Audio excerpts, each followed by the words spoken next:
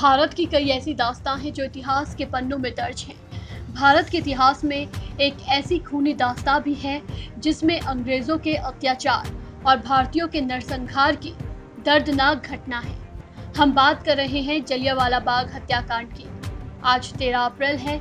आज ही के दिन साल 1919 में जलियांवाला बाग हत्याकांड हुआ था। ऐसा हत्याकांड जब भी इसका जिक्र होता है तो आंखों में आंसू आ जाते हैं और भारतीय क्रोध से भर जाते हैं। जलियांवाला बाग, अमृतसर, 13 अप्रैल 1919। सूरज ढलने से कुछ मिनट पहले तक जलियांवाला बाग में करीब 20 से 25 हजार लोग जमा थे। उस दिन बैसाखी का दिन था। उस समय का पंजाब अंग्रेजों के खिलाफ विद्रोह की ज्वालामुखी भरे हुए था।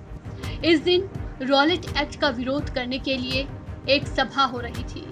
हालांकि शहर में कर्फ्यू लगाया गया था, लेकिन कर्फ्यू के बीच हजारों लोग सभा में शामिल होने पहुंचे थे। इस बाग में जुटे लोग शांतिपूर्ण तरीके से अंग्रेजी सरकार की तानाशाही का विरोध कर रहे थे। अंग्रेजी हुकूमत को ये बर्दाश्त नहीं हुआ। उन्होंने जानबूझकर पहले तो सभी लोगों को जमा होने दिया।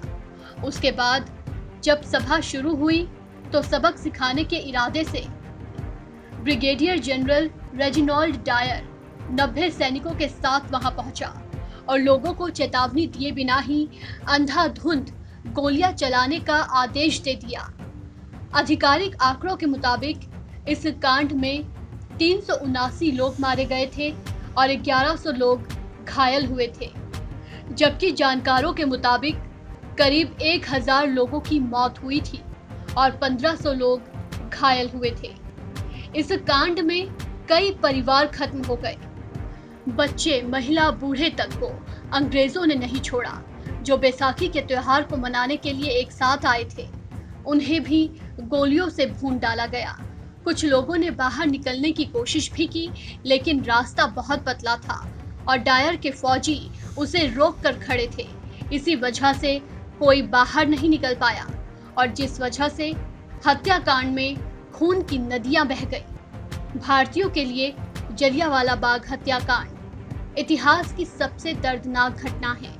जलियांवाला बाग बेकसूरों के खून से भर गया, लेकिन जलियांवाला बाग में भारतीयों की कुर्बानी बेकार नहीं गई।